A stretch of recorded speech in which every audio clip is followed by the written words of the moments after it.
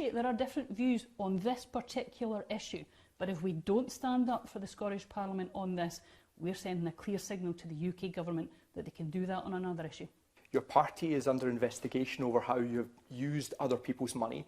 This is a situation now where you're going to use taxpayers' money to fight something that is your point of principle, but the evidence shows that the issue itself doesn't have public support. The taxpayers don't want you to fight this battle. Well, I think very importantly, if a bill is passed by the Scottish Parliament, then the will of the Scottish Parliament should be respected. I appreciate that people have different views. But this is taxpayers' money, this is other people's money that you're risking. Well, I appreciate people have different views on this. If you lose, and you have already just lost a court case, the Supreme Court, just last year, that cost taxpayers money on that, if you lose this again, would you still say it was worth fighting?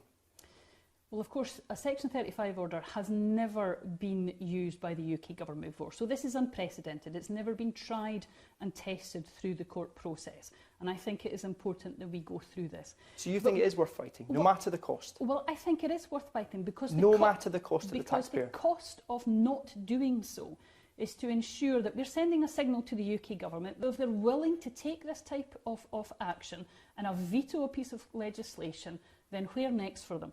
What is going to be the cost to the taxpayer for taking this legal action? Well, of course, we don't know what the costs will be of that because it will depend on how long this process takes. But you're willing to spend it no matter what it costs? Well, of course, the UK Government can ensure that they actually deal with the Scottish Parliament and the Scottish Government and look to amendments. We didn't want to get into this process. Are you out of touch with the Scottish public on this issue? So I think there are two different issues here. There are, of course, different opinions on gender recognition. I fully accept there are different opinions on this.